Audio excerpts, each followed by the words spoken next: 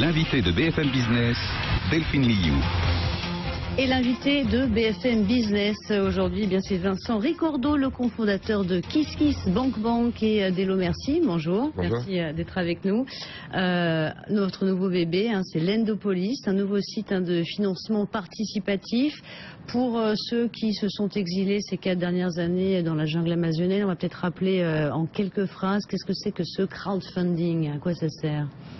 C'est un système assez simple finalement qui a pris sa naissance sur Internet et qui permet à des individus comme vous et moi de faire financer leurs projets par d'autres individus, que ce soit des projets artistiques ou des projets entrepreneuriaux ou des projets personnels, tout simplement. Alors la particularité de l'Endopolis, c'est que ça va mettre en relation des particuliers donc avec des entreprises.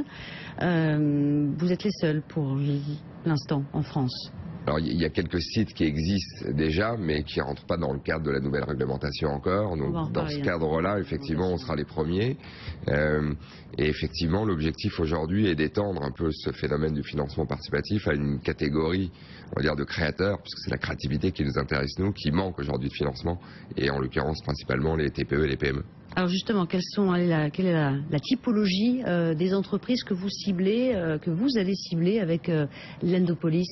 Alors spécifiquement sur l'Endopolis, notre cible principale et là où on a envie d'agir, c'est sur cette gamme d'entreprises qu'on appelle les TPE-PME. Comme vous le savez, ce sont des entreprises qui sont maltraitées par le système financier traditionnel, tout simplement parce que le niveau de risque et le niveau de casse est élevé sur ces entreprises et du coup aujourd'hui elles rentrent peu ou pas dans les cases des systèmes financiers traditionnels. Donc on veut principalement donner un nouvel outil qui va permettre aux PME de venir chercher des fonds directement auprès des particuliers. Le site va être lancé donc dans les jours qui viennent, au mois d'octobre, c'est ça? Oui, le 9 octobre exactement. Donc vous êtes donc en phase de recrutement, si j'ose dire. Comment vous les sélectionnez, ces TPE-PME? Alors effectivement, on est en train de serrer les derniers boulons pour que le site soit prêt le 9. À partir du 9, les entreprises pourront commencer à déposer les projets chez nous. Et on va laisser 6 semaines aux entreprises et à nos équipes pour discuter et sélectionner les 15, 20, 30 peut-être entreprises qui démarreront sur le site. Et à partir du 19 novembre, les particuliers donc pourront investir directement dans ces TPE-PME. Alors le mode de sélection se fait en 2 temps.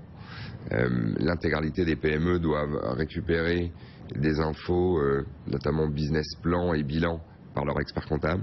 Il doit y avoir une validation par l'expert comptable de l'intégralité. Et ensuite, on récupère l'intégralité de ces infos chez nous et on a une équipe d'analystes financiers qui vont, en fonction des éléments qu'on récupère, donner une note de risque aux PME en question, soit A, soit B, soit C. Et plus la note est élevée, bien évidemment, et plus l'entreprise rémunérera les particuliers. Donc plusieurs phases de sélection, si j'ose dire. Il y a une interview à la fin, un grand oral en quelque sorte, où tout se fait à distance. Ça dépendra un peu comme sur KissKiss et Hello Merci, on voit beaucoup de projets passer, et là pour l'Endopolis ce sera le même cas, on va dire ceux qui pourront se déplacer chez nous le feront, mais on arrive à travailler assez facilement sur Skype ou directement par mail, et donc du coup il y aura des interviews en direct et des choses qui se feront plus par le biais d'Internet, assez classiquement. Alors vous l'avez évoqué brièvement, vous êtes associé avec le Conseil supérieur de l'ordre des experts comptables, sécurité supplémentaire j'imagine pour les éventuels particuliers qui veulent investir. On parle d'investissement, en phase d'investissement il y a risque, forcément. Et lorsqu'on sollicite les particuliers, lorsqu'on va leur demander, c'est de récupérer le pouvoir sur leur épargne et du coup de venir investir en direct dans l'économie réelle. Et pour autant ça comporte une part de risque. Donc on a essayé de créer le standard le plus élevé possible pour que le risque soit le minimum. Et en l'occurrence, le meilleur interlocuteur, nous semble-t-il, j'espère qu'on ne se trompe pas, ça nous semble être ceux qui sont en contact au quotidien, ces entreprises qui les connaissent bien et qui vont nous permettre effectivement du coup de valider la cohérence du dossier présenté chez nous. Alors bien évidemment, l'expert comptable ne va pas prendre le risque d'affirmer si l'entreprise sera en capacité d'en rembourser ou pas, bien évidemment. Mais par contre, l'expert comptable, via une attestation qui a été créée par l'ordre spécifiquement pour l'Endopolis, va valider l'intégralité des infos, la cohérence des infos et également la bonne utilisation des fonds une fois que la collecte est terminée. Donc du coup, on essaye non pas de garantir quelque chose de 100% sécure, parce que ce ne sera pas le cas, mais on a essayé avec l'ordre de créer l'environnement le plus sécurisé possible. L'investisseur chez vous n'est pas un mécène, donc comment vous allez les attirer, ces particuliers qui veulent investir dans les entreprises, avec quel type de rémunération? Alors, pour le coup, en phase de risque, forcément, il y a rémunération élevée, donc on va proposer des taux d'intérêt qui sont bien plus élevés que ce qui se fait dans les banques aujourd'hui, puisque la rémunération payée par les entreprises à ces investisseurs ou à ces prêteurs commencera à 4 ou 5% et finira à 9 ou 10% en fonction des notes. Donc on est sur une rémunération qui est forte et qui est proportionnelle au risque qui sera pris. Donc c'est une nouvelle étape pour votre groupe qui compte donc maintenant à plusieurs sites de crowdfunding, de financement participatif. Donc vous voulez renforcer ainsi votre position de leader en France. Oui, il y a deux axes. Un, clairement, si on parle vraiment de business à proprement parler, ça nous paraissait primordial pour nous de s'installer sur tous les segments du financement participatif. Et puis après, plus philosophiquement, on a envie de donner cet outil qui est formidable à tous les types de créateurs. On a commencé par les artistes. KissKissBankBank, c'était en 2010. Oui, c'était en 2010.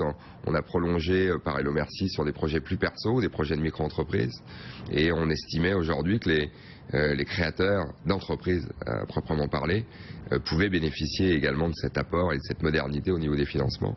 Et on espère que cette prochaine étape sera aussi réussie que les deux premières, évidemment. Revenons justement un peu peut-être en détail sur les grandes sœurs de l'Endopolis. Donc la première née, c'était KissKissBankBank il y a 4 ans. Ça a commencé vraiment à décoller en 2013, c'est ça? Ça a été long, effectivement. Si vous prenez nos meilleurs chiffres du mois de juillet, où on a dépassé 100 000 euros de collecte sur certaines journées,